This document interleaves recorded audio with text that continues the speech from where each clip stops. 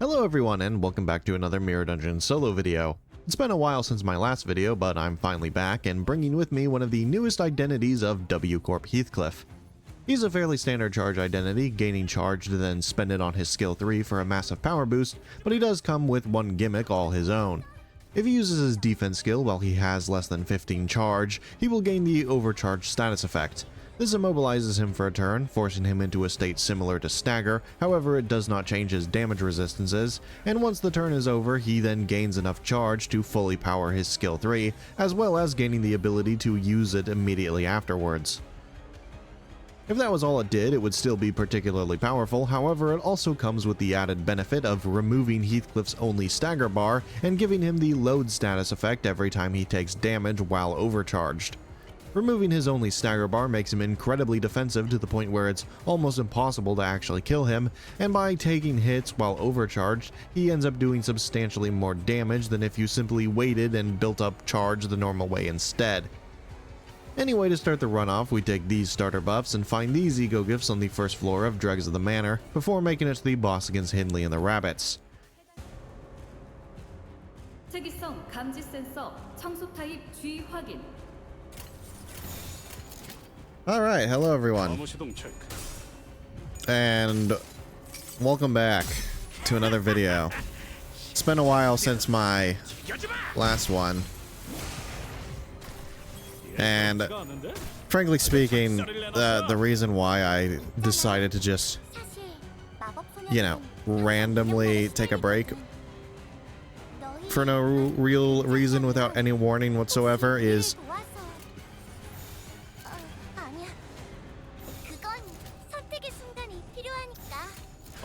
well, it's simply because I just haven't been having any fun with this game recently. Like, here's the thing, right? I'm the type of person who really enjoys a nice challenge. Not really something that's like super overly difficult, where you have to bang your head against a wall for like hours on end just to make even the smallest amount of a difference, but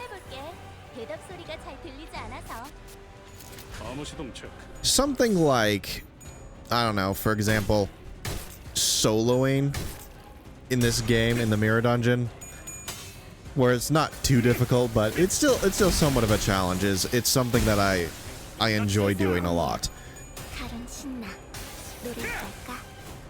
But recently, I haven't really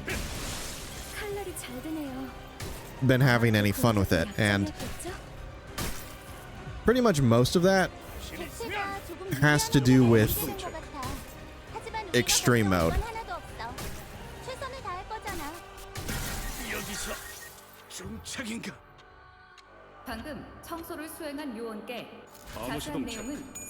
So it's like, I don't know. Extreme mode itself, right? It does scratch that itch that I have, where it does provide a very substantial challenge that I do enjoy quite a bit. However, it's also a little too challenging in the fact that in order to actually be able to stand a decent chance against it, you kind of have to play it in such a way where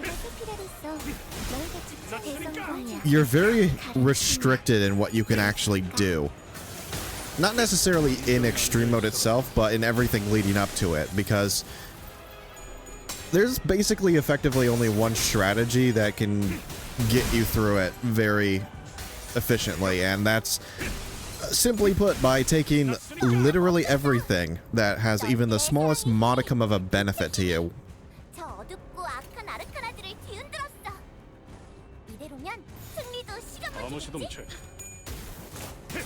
And that also includes the floor exclusive ego gifts, right? And that is probably the biggest problem with it, is the fact that most of the strongest Florix, most of the strongest ego gifts in general are ones that are specifically locked behind the most simple and tedious and boring floors in the entire game. For example, one of the most important ego gifts that you pretty much have to take every single time is the Unhatched Embers, which is locked behind Refraction Railway Line 3 in order to get it. And that floor is just... it's exactly like this fight right here, where you're just fighting a bunch of trash mobs that just get one shot instantly. The only difference is it's not the first floor, so it's 10 times easier because you already have a ton of other ego gifts that are giving you a ridiculous amount of benefits. And frankly speaking, that's why I haven't been enjoying it, because Extreme Mode itself is only a small part of the entire mirror dungeon. A very small part of it, in fact. And while Extreme Mode itself is enjoyable, because it does provide a challenge that I enjoy, everything else leading up to it is just so unbelievably tedious that I just... yeah, I haven't been having any fun with it whatsoever. So, yeah, I'm just... frankly speaking, I'm done with Extreme Mode. I don't want to touch it ever again, because just simply getting to it is so mind-numbingly boring that it's just... I don't want to do it anymore. So I'm not going to. I mean, I still probably will touch it a little bit, simply because there are specific floors that are only accessible on Extreme Mode, but other than that, I'm probably never going to touch it again, because it's just so boring to even try to beat it. We head into Emotional Craving for the next floor, where we find the Manor-shaped music box, Curriculum Vitae, Lithograph, Bloody Gadget, Uncapped Defibrillator, and the Emerald Elytra, before making it to the boss against Fairy Longlegs.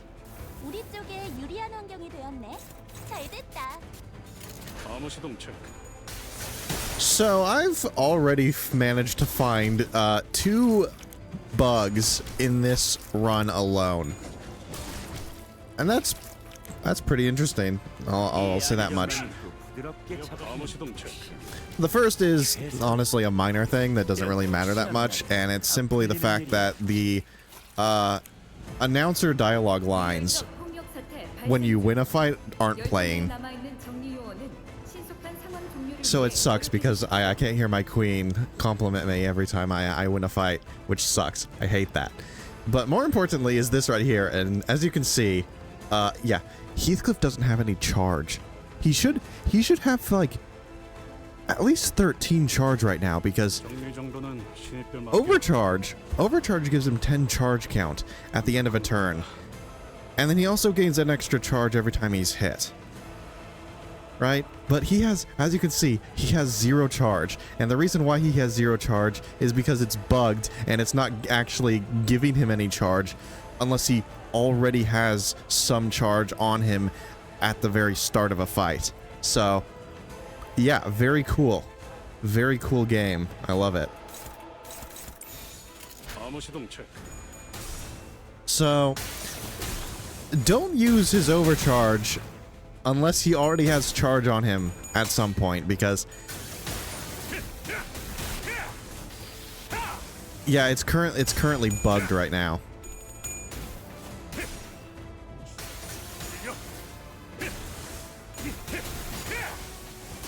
Also, I think we're yeah, I think we're dead here. Rip. The bleed was too much. That's what happens when you try to showcase a bug. So yeah, this time we're not going to do that, and we're going to simply use an ego to turn off our lust weakness, And also gain charge, so our overcharge actually does something. Realistically speaking, the bug only affects like the first turn of the fight, because Heathcliff will pretty much always have some charge count after the first turn. So it's really not that big of a deal, but it is worth noting. And also, this fight is not a particularly good fight for his overcharge, specifically because of the bleed. Like, if we use it right now like I want to, then that means that we'll be taking a few unopposed attacks against, like, the fairy's particularly deadly skills, these gluttony ones, which, yeah, it inflicts quite a bit of bleed.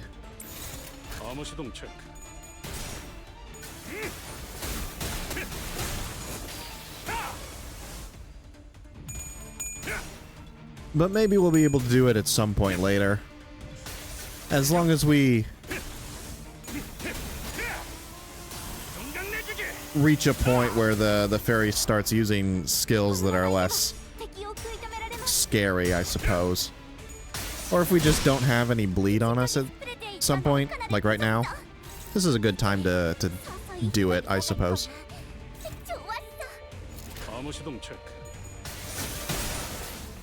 Surprised we won that clash.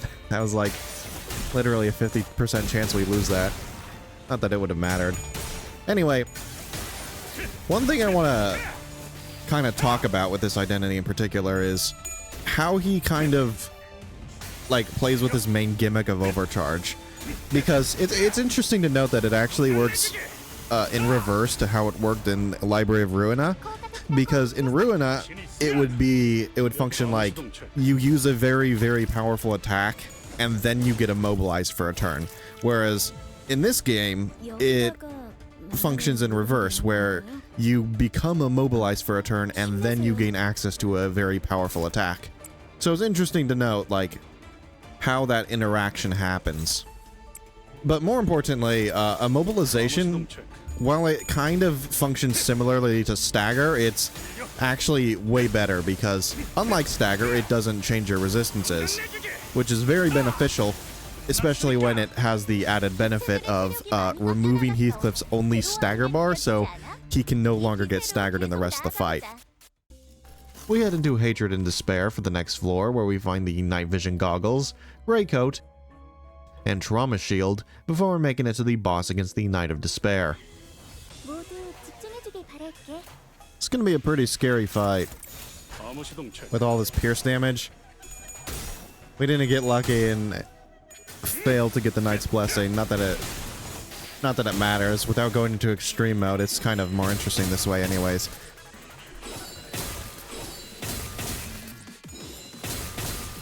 This is also one of the reasons why I don't particularly like extreme mode, because most of the ego gifts, they function to effectively remove your weaknesses, so there's nothing for you to play around. Like the Knight's Blessing, it's a ridiculously powerful ego gift. Perhaps the most powerful ego gift in the game. And that's because it removes your regular damage type weakness.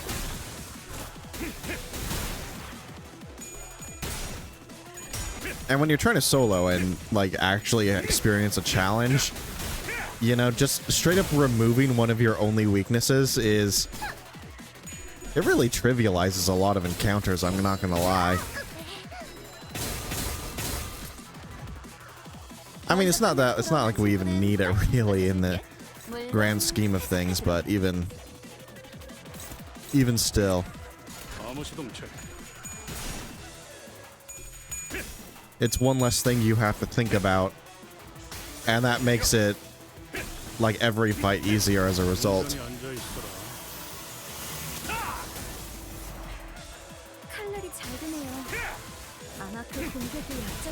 Anyway, I want to talk a bit more about Heathcliff's gimmick with his overcharge, because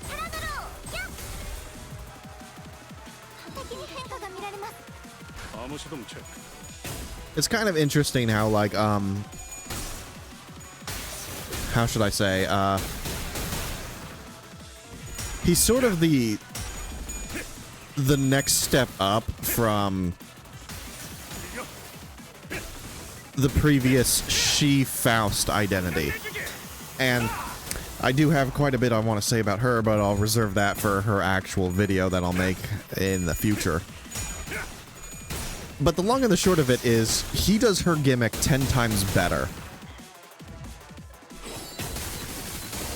And the reason why I say that is simply because both of them do the same thing, where they wait a certain amount of turns doing nothing to then gain access to a particularly powerful attack. And Heathcliff's Rip Dimension is 100 times stronger than She-Faust, but that's beside the point. The point is, like, in order for that sort of gimmick to be worth it, there needs to be some sort of really good payoff to simply wasting multiple turns doing nothing. And She-Faust ultimately fails at doing exactly that. She wastes too many turns, and the payoff is simply not worth it as a result. But Heathcliff, right? He only has to waste 2 turns doing nothing, and then he gets a lot of charge, some load for extra damage, and most importantly, and this is the most important of all of them, it removes his stagger bar if you use it at least once. And that alone is pretty much always going to be worth it. Unlike with She-Faust, who the only real benefit to doing it is you do slightly more damage. So, yeah. This is how you make an identity who wants to waste multiple turns doing nothing to gain access to a powerful skill. You give him some kind of really good benefit as a result.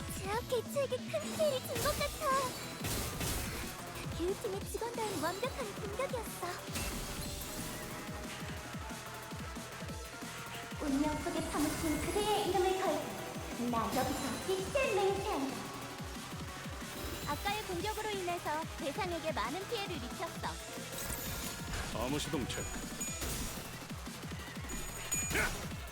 Honestly, I really like this identity, his gimmick, because it's like, it's one step closer to Big Brother Heathcliff, you know? Considering the fact that he does actually work quite similarly to how Ricardo does, specifically in his original fight, right? Because, you know, Heathcliff, he just sort of sits there and taunts the enemy to start attacking him, and then he gets a massive damage boost as a result. And yeah, he wants the enemies to attack them so he can hit them harder back. And if that's not like, if that doesn't scream Big Brother Heathcliff to you, I don't know what does.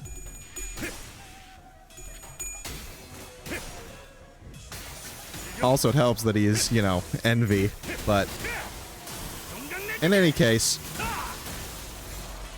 it's nice that he is envy, because that is actually my favorite team composition in this game, is the Envy Resonance team with the middle and obviously the Queen of Hatred.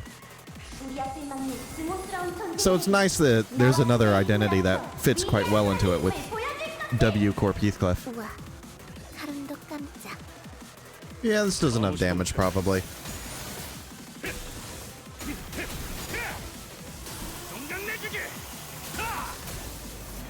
Oh, right, I forgot about the fact that Heathcliff does the bonus slash damage with his skill tree. This might do too much damage in that case. Oopsie. I messed up. I'm sorry, Queenie.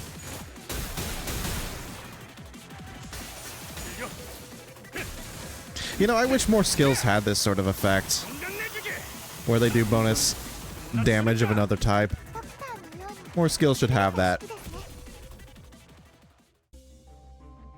We head into a certain world for the next floor, where we find Nebulizer, the Knight's Blessing, Midwinter Nightmare, UBS System, Material Interference Force Field, the Book of Vengeance, and Crushed Memory, before making it to the boss against Nelly. 우리 쪽에 유리한 환경이 되었네. 잘 됐다. Nelly. Nelly. Nelly is the type of boss that would be difficult if not for the fact that we did actually manage to pick up the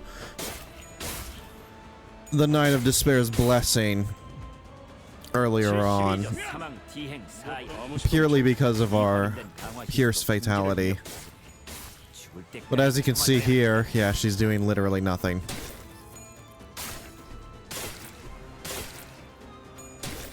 Unfortunately, yeah, we can actually use our defense skill on the first turn here, because we've picked up some ego gifts that give us charge on turn 1. So that means that we can actually be able to use our charge.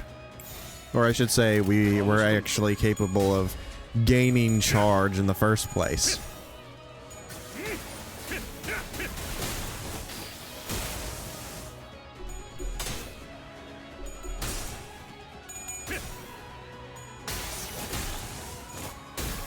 Even if we were fatal to pierce damage still, I don't think Nelly would be too bad, simply because, you know, we have the ability to simply remove our stagger bar. And that's not even considering the fact that we do have the music box as well, so... yeah. Nelly's only dangerous if you either can't clash with that one attack that we just clashed with, or you can't stagger her on the third turn. But considering the fact that we can, she's really not that difficult.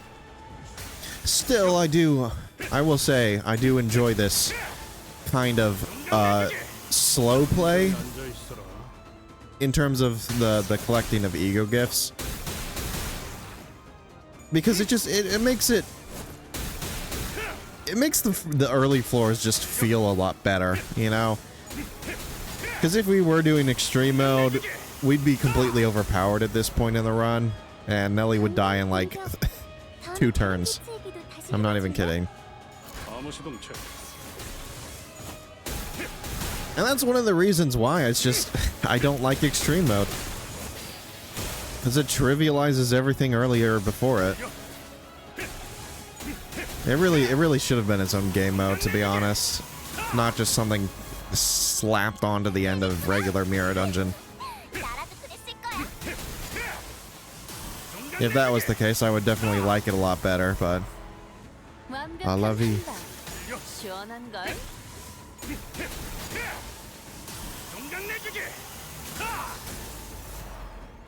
칼날이 잘 드네요. 아마 그 공격이 약점이었겠죠?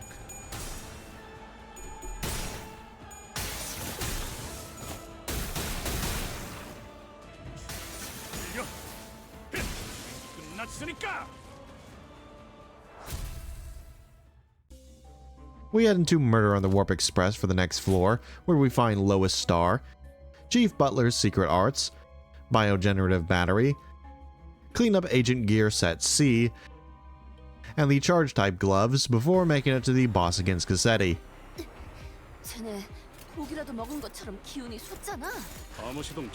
And now we fight the single most disappointing rerun event boss in the entire game. Can somebody explain to me why Project Moon decided to not give Cassetti the most obvious buff imaginable and give him Blood Feast? Like seriously, why the hell does Cassetti not have Blood Feast? He's a Blood Fiend. Come on. The only reason he didn't have it when he was initially created is because Blood Feast as a concept had not been created yet. This was the perfect opportunity to give Cassetti Blood Feast so that he's actually like somewhat of a threat in this fight. But no, they didn't give him Blood Feast at all. They gave him like what? A little bit of self bleed so he can actually activate his passive, and that's it. Like, God, it's so disappointing. Why not give him Blood Feast? It doesn't make any sense. If anything, they actually like made Cassetti much easier of a fight, unironically. Because, in case you didn't know, like, something that Project Moon gave to Cassetti, and this is something that's exclusive to this version of him in the rerun event, is they gave him a passive where he gets, like, massively debuffed if you're using a La Mancha Land identity. So the supposed quote-unquote harder boss fight version of Cassetti is actually unironically easier because he gets massively debuffed by La Mancha Land identities. It's hilarious. Like this fight is a complete joke. It's a complete joke because it's not harder at all. It's not harder. Ugh, I'm so disappointed. Why didn't they give him Blood Feast? That's my biggest question. Why didn't they give him Blood Feast? It's such an obvious buff. It really is.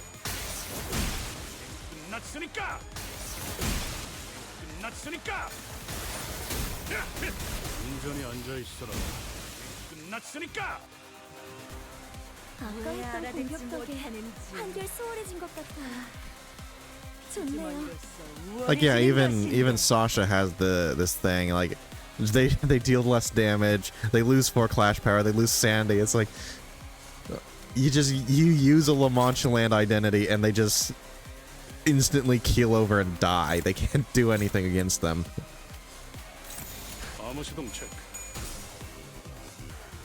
I mean, it makes sense from a lore perspective because Cassetti is absolutely terrified of them showing up and basically just kicking his ass. So when exactly that happens, obviously he'd be freaking out, but even still. So it's like that passive, I'm perfectly fine with it existing, but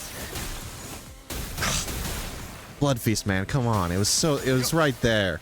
It was right there. 모범적인 청소 방식을 확인했습니다. 민사부서의 해당 요원에 대한 평가를 성신합니다. 반역의 죄는 서형이 마땅하리라.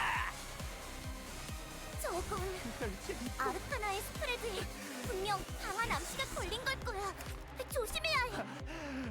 모조리 죽여서 Yep, same passive, and where is it? Yeah, right here. He gains bleed on himself for every count. It's like that's what they gave him. They gave him the ability to self-bleed instead of giving him the obvious thing of just having Blood Feast. Like, oh my god, every time I take this fight, I'm gonna be complaining about that because it's such a missed opportunity. I don't know why they didn't do it. It's right there. It's right there. It's so free. It's such a free mechanic that they just completely ignored for absolutely no reason. It didn't even need to be something like insane. They just needed to transfer his stupid passive where he gains like offense level when he has self bleed and just make that into Blood Feast. Like it's right there. In any case, one might think that because W Corp has access to characters like this, Cassetti wouldn't have been an issue at all, but the only reason why they couldn't do it is because he's like a master of hiding. Nobody looks in the cargo department for vampires. Why would they be there? Also, it's kind of interesting because, like, obviously Cassetti has been doing this for quite a while, right? Which means he's taken multiple trips, and because W Corp hasn't actually found him, that means that he has never had his memory wiped. and therefore he should theoretically have all of the 1,000 years of torment, except he's a blood fiend, and if blood fiends have anything like or anything at all even remotely similar to vampires, obviously they'd have some kind of like hibernation state that they can enter. So obviously Cassetti's insanity is not actually due to the 1,000 years of torment, because he doesn't actually have to deal with it. He's just naturally insane. We head into 4 houses in Greed for the next floor, where we find the crystallized blood, prosthetic joint servos, temporal brittle, and clear mirror calm water before making it to the boss. Alright, she family. A little scary because they got gluttony skills, but ultimately not that bad.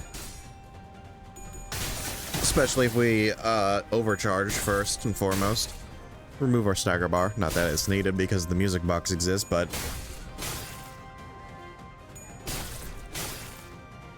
I find it more enjoyable to use the Identity's own anti-stagger gimmicks rather than relying on an ego gift.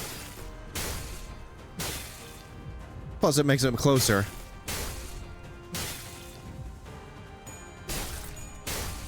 And having a close fight is always more fun.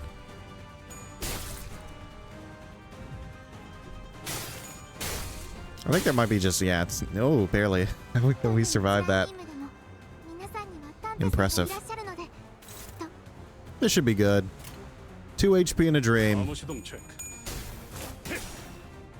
I think the ego is necessary because I don't know, we might. Okay, the ego probably wasn't necessary because we staggered there, but better safe than sorry. Plus, it helps that like AEDD is easily like this identity's best ego, like specifically because of the whole overcharge mechanic, right? Because Heathcliff like wants to take a ton of hits like all the time, constantly, forever. Having an ego that also benefits upon taking hits, considering like AEDD's passive makes it so that Heathcliff consumes charge to heal whenever he takes a hit. So it's like it's nice because taking hits automatically, like overcharge automatically ensures that Heathcliff will have enough charge at the end of a turn to be able to use his rip space at max power. And then AEDD, it just gives him like even more survivability to guarantee that his overcharge will never be a problem. So it's like, it's very nice how that sort of synergy exists.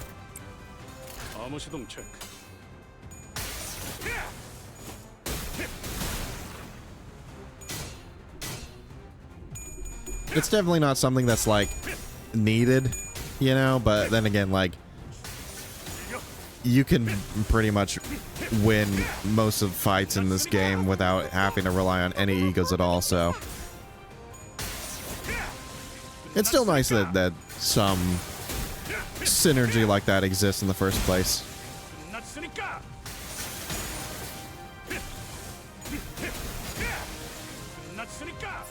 W Corp Heathcliff is just, he's a cool identity, man. I really like him.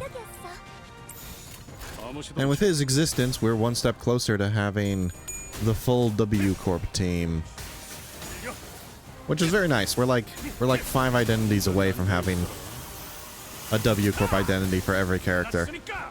I was not expecting that to one-shot him.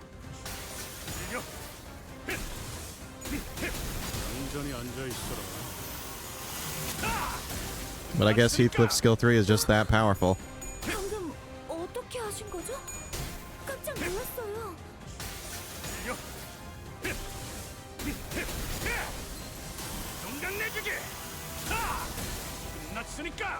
모범적인 청소 방식을 확인했습니다. 인사부서에 해당 요원에 대한 평가를 수신합니다.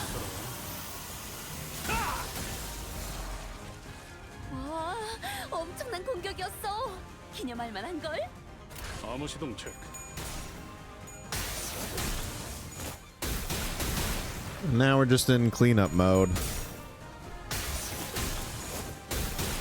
You know, the one bad thing about like not going deep into extreme mode is the fact that you feel incredibly poor. Like, it's nice because, you know, you're weaker and thus it makes the fights harder. Like, getting all the way down to 2 HP in this fight, pretty nice. I like it being that close. Even though it was technically self-inflicted because there was no reason for us to go into Overcharged. But even still. 방금 청소를 수행한 요원께 자세한 내용은 화면에 적혀 있습니다.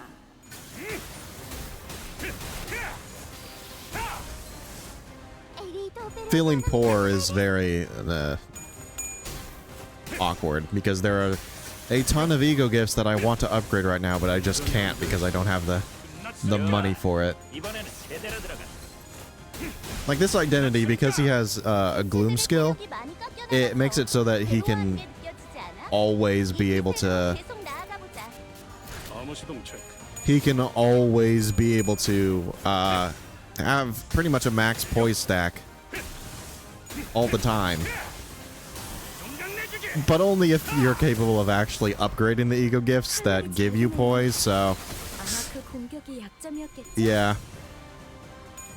We're definitely sitting on a bunch of missed out poise count right now.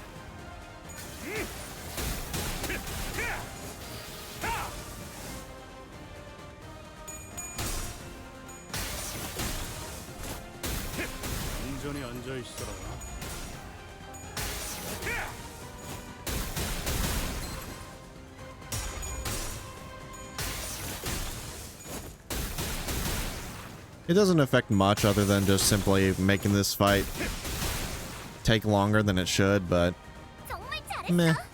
It is what it is. What can you do?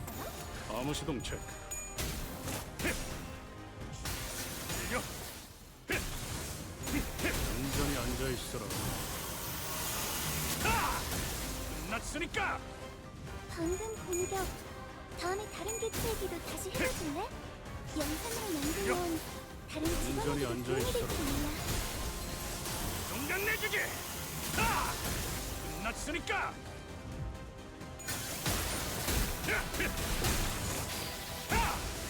끝났으니까.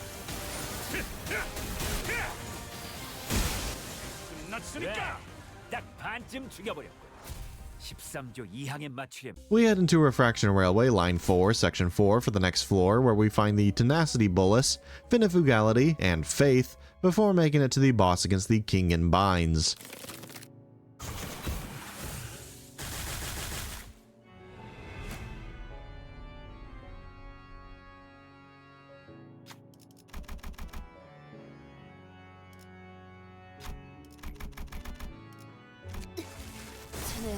고기라도 먹은 것처럼 기운이 솟잖아.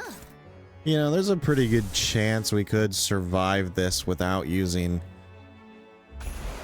Well, not necessarily without using egos. You know what? Yeah. Yeah, let's try to beat this without using any egos, because using an ego would be just free.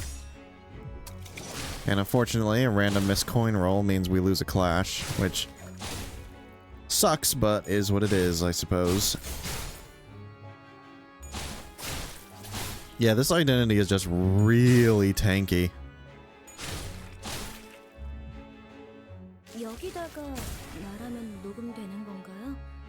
Oh yeah, we do have Grey Coat, which makes it pretty easy, I'd say, to be able to survive this fight without using any egos, because we got that gloom skill too. So yeah, I think we could do this pretty easily.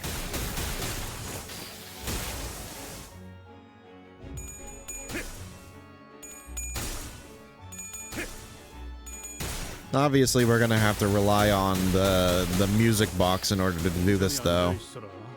Which, it's fine. We did pick it up for a reason, after all.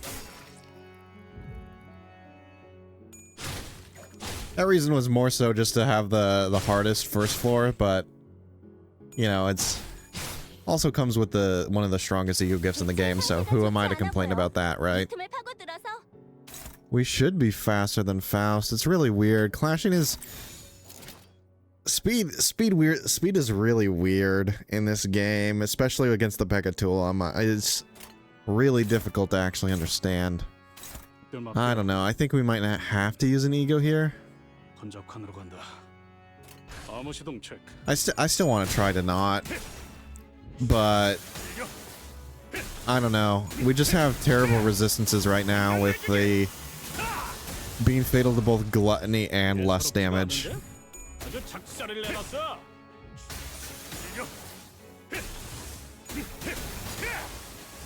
동강 내주기.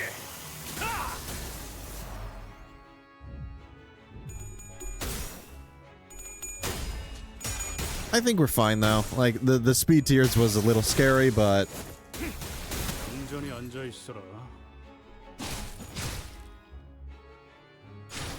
we got lucky with moving before Faust. 있잖아. 사실 마법 소녀들은 암호 시동 체크. 아쉽다. 그치? The clashing in this fight is definitely a little 동강 내주기. awkward, I'd say. 끝났으니까. Particularly because a lot of our clash power comes from us having charge. 기념할 만한 걸? And we just consume so much of it because of the charge type gloves that we get like one consistent clash and the rest are like 효과적인 청소입니다. pretty 50-50. 워프 연산 시스템은 해당 행동의 약 14%의 정리 기여도가 있음을 판단했습니다. 대성공이야. 다른 신나. It's still good enough though. Like, yeah. I don't know what I was worried about. 온전히 앉아 있어라. I told you we could do this fight easily with no egos. You just need like every healing ego gift in the game, and then maybe you'll be able to stand a 암호 chance. 시동 체크.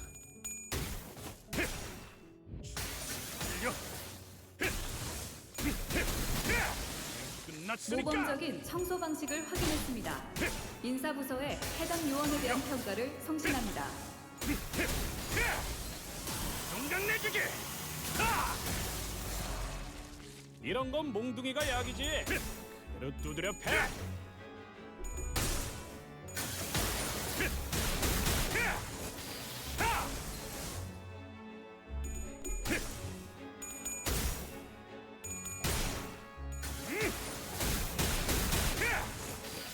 온전히 앉아 있어라. 방금 멋졌어. 너희들의 사랑의 힘이, 빛의 힘이 저 어둡고 악한 아르카나들을 뒤흔들었어. 어떻게 하신 거죠? 이대로면 깜짝 놀랐어요. 승리도 시간 문제겠지? 암호 시동 체크. And now we just clean up the rest of the fight. Hard part is definitely the first, 반쯤 죽여버려. like, 3 turns. 이항에 맞추려. Everything after that is pretty straightforward. 온전히 앉아 있어라. 끝났으니까. 무얼 잘못했는지 아는 것부터. I really do like this fight. Like, this is... I don't know, I think this is the best NV Pekka fight in the game. Partially because of how, you know, cinematic it is with the king in binds sitting there in the background and stuff, but 동강 내주기. definitely my favorite NV Pekka fight. 덕다한 의원이 스그레다 시키겠네.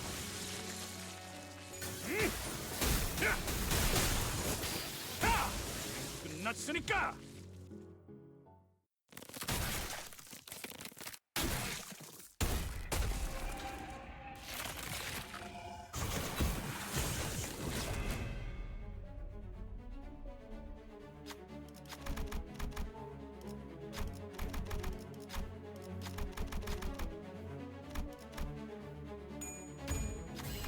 됐지? 저건 또 뭐야? 못 보던 게. I just kind of wish that the king himself was a little bit more threatening. Because he's cool, he's very cool, but without the first wave of this fight, it's just... He's kind of a pushover. 공간 내주기. 하! 해냈구나. 나라도 그랬을 거야. I guess it's fine though for what it is. Like, a king is nothing without his subjects after all.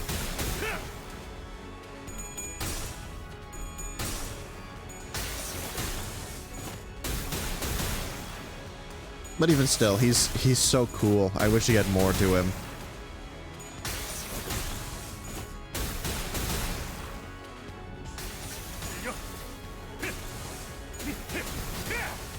공간 내주기. 하! 방금 공격은 좋았어. 이대로만 계속해보면 좋을 텐데. Unfortunately, we can't one-turn him because we just don't have the damage for it. Blame that on lack of poise. And I guess no lunar memory yet, but 온전히 앉아 있어라. 핵심적인 having lunar memory kind of trivializes the 이제 first half of this fight. 좋았어.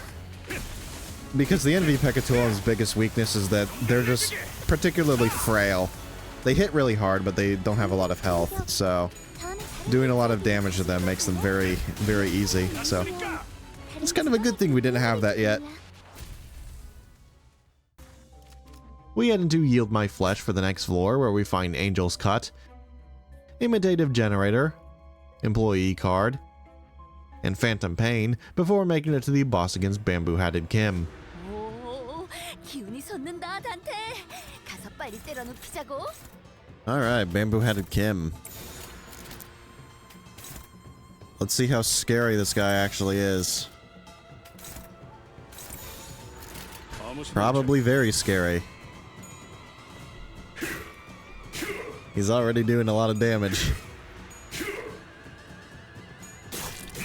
I mean, one of the biggest, like, the thing about Kim that's like the scariest is actually his bleed infliction, right? 노력해보겠습니다.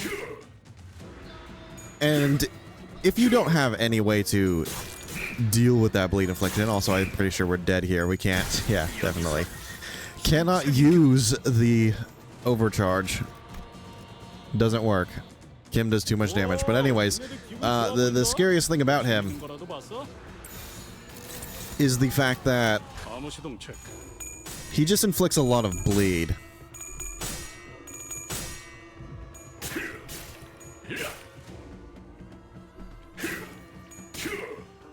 So much bleed, in fact, that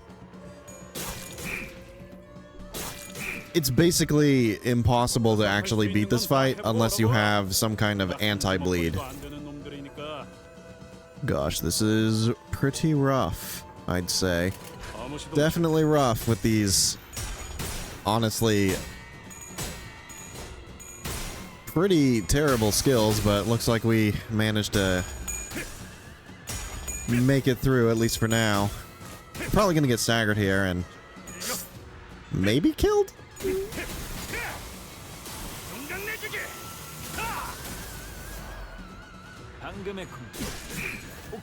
Yeah, I think we die again. Definitely.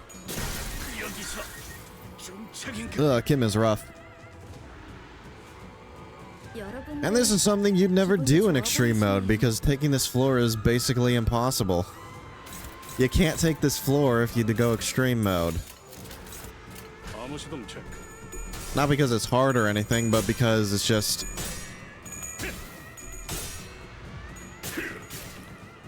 Kim just... This floor doesn't have any of the beneficial eco gifts. So you just can't take it. Also, I keep getting really unlucky with 나만 믿고 답에 집중해줘. the skills we're picking up here, and it's just... Yeah. We can't win clashes because of it.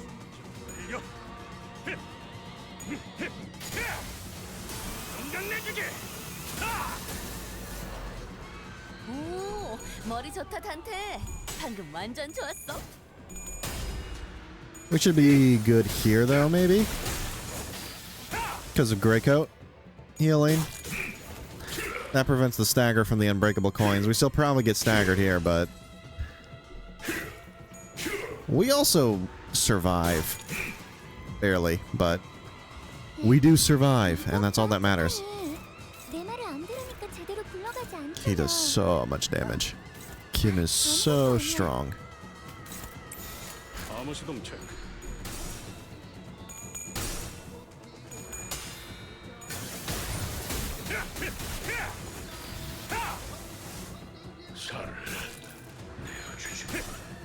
I think we should be able to survive thanks to the Grey Coat. Only because of Grey Coat, though.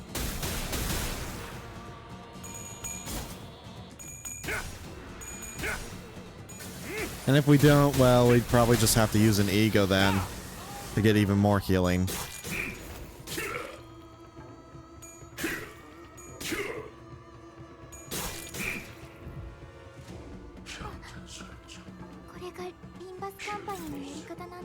Cool. I think we win now. This is what I like. I like hard fights. Like against bamboo-headed Kim. And you can't get this fight if you do extreme mode unless you're using a slash identity, but even then, this fight wouldn't be nearly as difficult because you'd have lunar memory by this point. And Kim would just be like, he'd already be dead.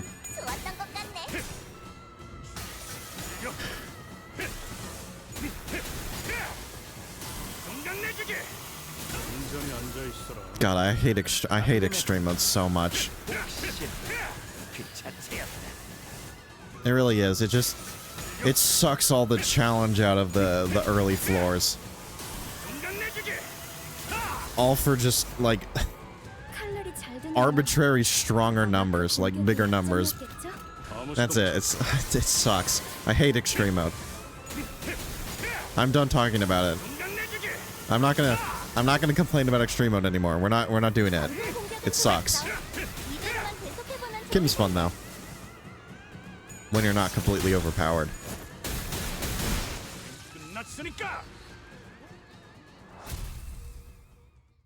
We head into Nocturnal Sweeping for the next floor, where we find the enhancement tattoos, lunar memory, and cigarette holder, before making it to the boss against the sweepers.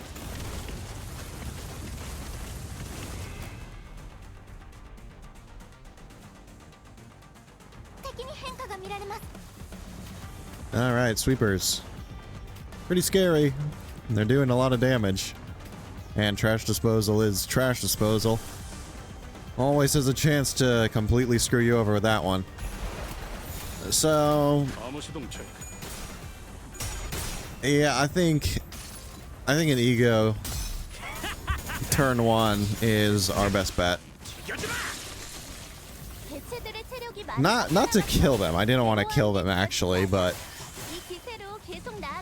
hey, that's how the dice rolls sometimes.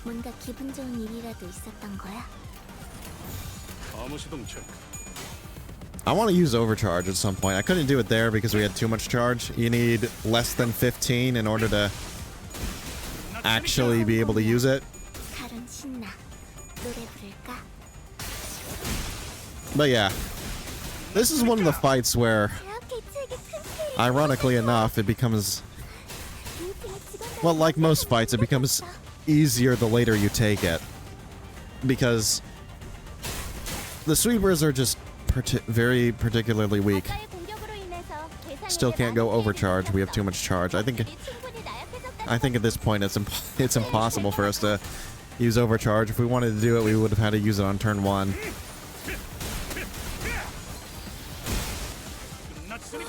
Oh well. I don't think we would have survived if we used it though, so the ego might have been unnecessary, but yeah, activating overcharge would have killed us 100%. 2 turns of full damage from the sweepers. I doubt we would have been able to survive that.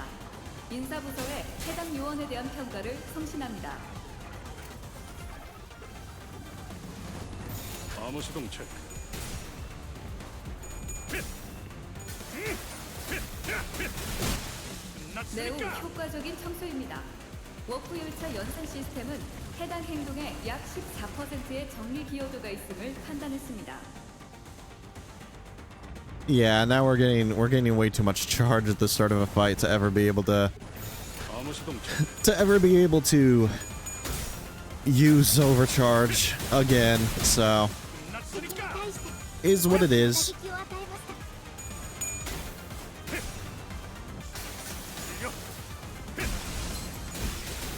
그래, 딱 반쯤 죽여버려. 13조 2항에 맞추겠다. 그게 제격이지. I really like this fight. This fight is probably one of my favorite fights in the game.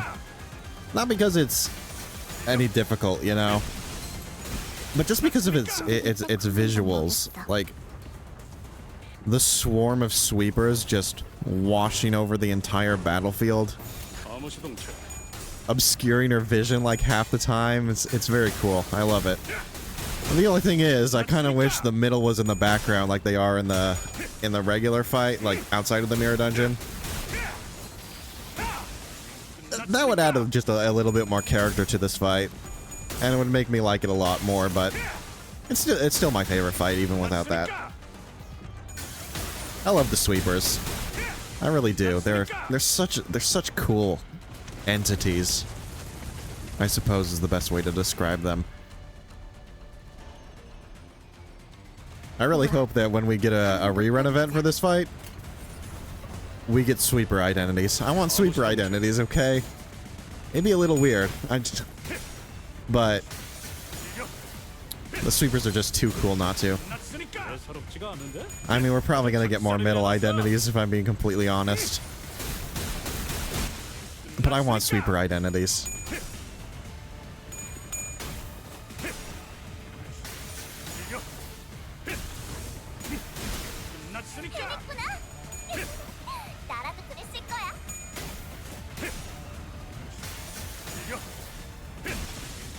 완벽한 한방 시원한 걸. 암호 시동 체크.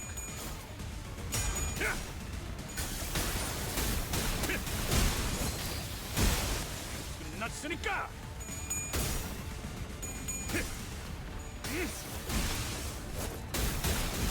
끝났으니까.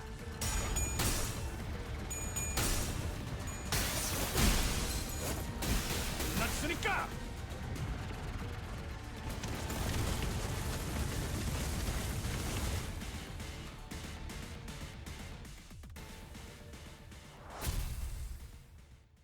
We head into the Heartbreaking for the final floor, where we find Deathseeker, Chains of Loyalty, Blue Star Shard, Devil's Share, and Standard Duty Battery, before making it to the boss against not Heathcliff and friends. Alright, here we go. Cinematic finish. Something that's sorely lacking in extreme mode. Hopefully we'll be able to actually activate Overcharge here. There's a chance we won't survive this turn, but I believe.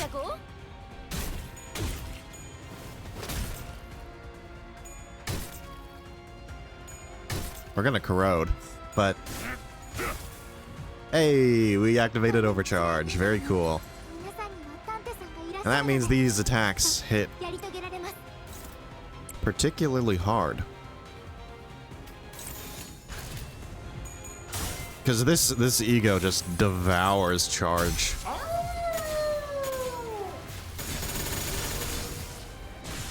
So yay, Overcharge did very good work there.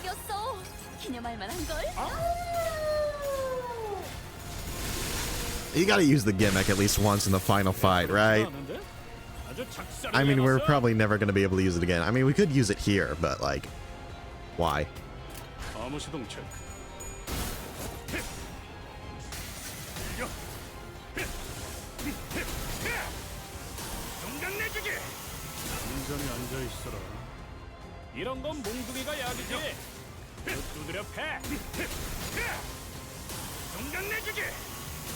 It's definitely a little awkward having corroded there, because we don't have any sanity right now, but it's fine.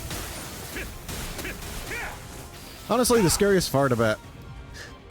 the scariest part about this fight is this phase right here. where, yeah, Heathcliff just kind of wrecks you with a ton of bleed damage. But the good thing about this is, as long as you don't clash with him, because the problem is, like, you want to kill Linton here in order to turn off the envy barrier so you can't gain any bleed anymore. But you will always clash with Heathcliff before Linton. So the best way to actually deal with it is to simply not clash against Heathcliff. 방금 공격은 좋았어. 이대로만 계속 So that way you can attack Linton before Heathcliff, and thus you can kill him and deactivate the whole envy barrier with the bleed damage. 공간 내주기. 모범적인 청소 방식을 And yeah, 확인했습니다. 인사부서에 해당 요원에 대한 평가를 pretty 송출합니다. straightforward fight, I'd say. 암호 시동 체크. 이겨. 끝났으니까. 오, 머리 좋다 단테. 방금 완전 좋았어. 정리 끝. 파편이 꽤 멀리까지 튀어서 정리하기 힘들겠지만 너희가 이해해라. 힘 조절이 될 만한 놈이었으면 내가 오지도 않았을 테니까. And that's how I beat 10 floors of Mirror Dungeon 6 hard using only W Corp Heathcliff. He is a fairly standard charge identity if you choose to ignore his gimmick, but unlike She Faust, his gimmick is actually good. Anyway, that's it from me. Hopefully I'll be able to post more frequently now that I've decided to prioritize my own enjoyment over any sort of arbitrary challenge. Like and subscribe and all that, and I'll see you next time. Goodbye!